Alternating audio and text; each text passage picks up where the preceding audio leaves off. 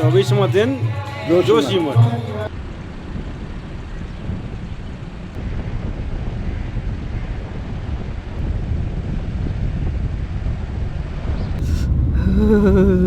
धूप पड़ जाए कहीं से, धूप सेकेंगे हम कहीं पे। खिड़की क्यों खुली अपने बाहर? धूप की हवा में क्या ना, बर्फ की हवा में धूप की हवा आएगी, गर्म रहेगा करके।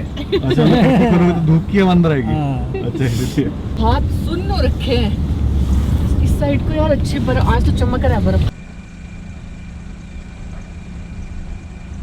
विष्णु प्रयाग का रास्ता यही है, विष्णु प्रयाग। Thank you.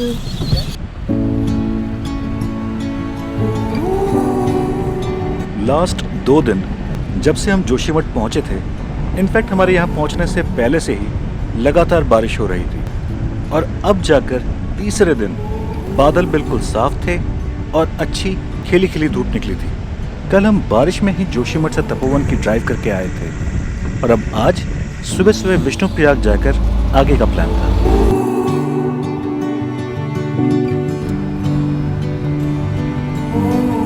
हम लोग अभी 3rd प्रयाग जा रहे हैं, विष्णु प्रयाग।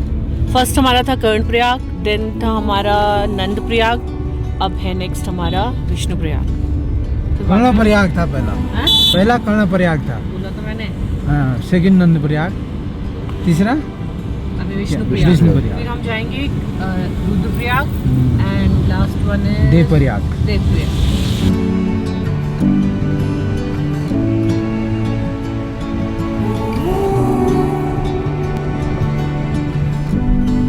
हमारा आज का प्लान विष्णु प्रयाग और फिर एक बार नरसिंह मंदिर जाकर रात को रुकने के लिए चमोली होकर गोपेश्वर पहुंचने का था। ये डिस्टेंस करीब 60 किलोमीटर है।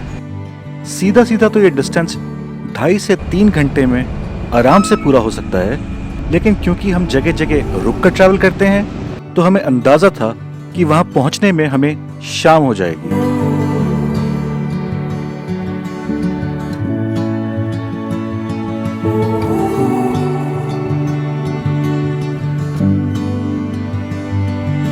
जोशीमठ से विष्णु प्रयाग सिर्फ 13 किलोमीटर है और अगर सड़क पे काम ना चल रहा हो तो आराम से 30 to 40 मिनट्स में पहुंचा जा सकता है। लेकिन क्योंकि अभी भी 4 धाम हाईवे का काम चल रहा है तो पहुंचने में कितना टाइम लगेगा ये एग्जैक्टली बताया नहीं जा सकता। थैंकफुली आज हमें रोड वर्क्स के लिए ज़्यादा नहीं रुकना पड़ा और फाइनली करीब 1 घंटे के सफ़र के बाद हम विष्णु प्रयाग पहुंचे।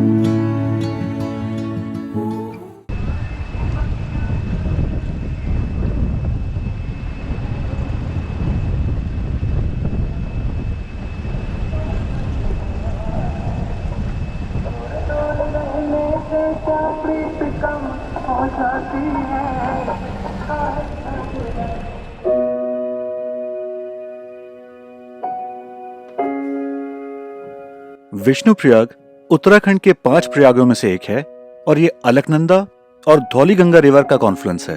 प्रयाग पे बने मंदिर की एंट्रेंस ठीक दोनों रिवर्स के बीच में है और यहाँ पहुंचने के लिए अलकनंदा रिवर पे ब्रिज बनाया गया है। आप थोड़ी देर यहाँ ब्रिज के पास बैठ के दूर से पूरे मंदिर को देख सकते हैं और यहीं से नीचे दोनों नदियों का संगम साफ साफ देखा जा सकता है।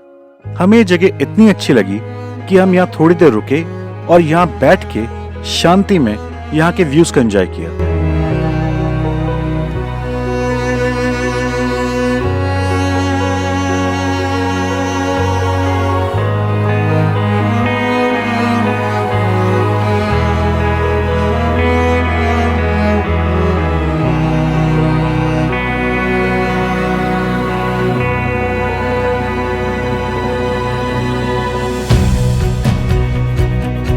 हमारे हिंदू स्क्रिप्चर्स के अनुसार ये वही जगह है जहां नारद मुनि ने तपस्या की और उनकी तपस्या से खुश होकर विष्णु जी ने उनको दर्शन दिए।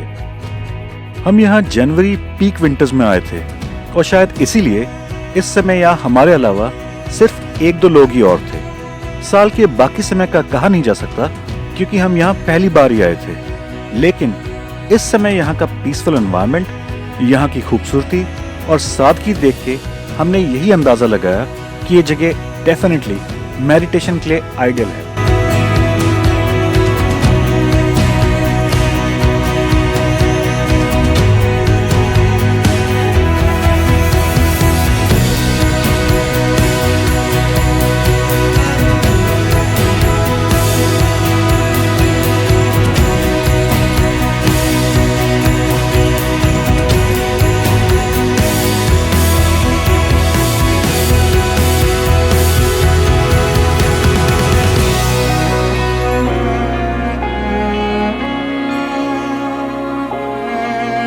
कुछ देर वहां और बिताकर अब टाइम था वापस चमोली के लिए निकलने से पहले एक बार जोशीमठ में नरसिंह मंदिर जाने का। लेकिन सबसे पहले हम एक कप चाय के लिए रुके। कितना टाइम लगेगा? बहन जी बस 5 मिनट में लगेगा। अच्छा ठीक है।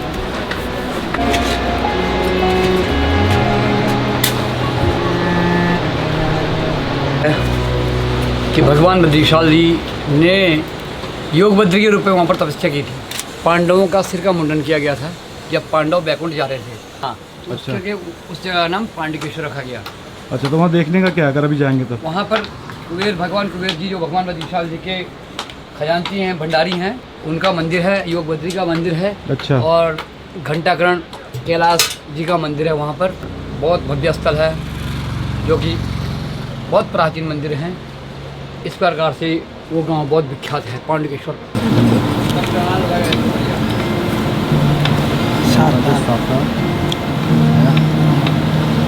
यहाँ से देखेंगे। चाय की दुकान पे हमें विष्णु प्रयाग से करीब 10 किलोमीटर आगे पांडुकेश्वर का पता चला, जो कि एक कल्चरली, रिलीजियसली और आर्किटेक्चरली सिग्निफिकेंट डेस्टिनेशन है बद्रीनाथ पहुंचने से पहले। साल के इस समय कार से बद्रीनाथ तो नहीं पहुंचा जा सकता था स्नो की वजह से, लेकिन कोशिश करके पांडुकेश्वर जरूर जाया जा सकता था। हमने मैप्स निकाले और एक बार के लिए वहां जाने का प्लान किया, लेकिन फिर हम तीनों को ही लगा कि अगर पांडुकेश्वर गए तो आज फिर एक रात के लिए जोशीमठ रुकना पड़ेगा। जोशीमठ हम पहले ही 3 दिनों से थे और आज सुबह गेस्ट हाउस से चेकआउट भी कर चुके थे। सारी सिचुएशन कंसिडर करके हमने पांडुकेश्वर जाने का ट्रिप नेक्स्ट टाइम के लिए पोस्टपोन किया और वापसी के रास्ते पे चल पड़े।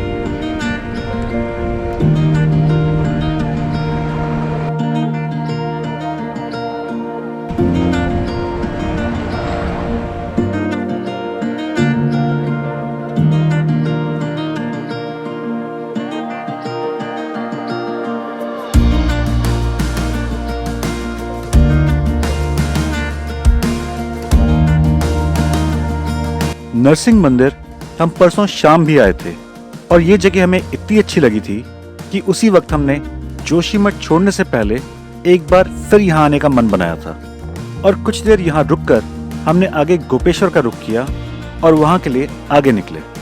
लेकिन गोपेश्वर के लिए निकलने से पहले हमें यहाँ जोशीमठ से थोड़ी शॉपिंग करनी थी, लेकिन वो आप देखेंगे नेक्स्ट वीडियो में। तो हमेशा की तरह we'll catch you once again in the next video. Thank you for staying connected.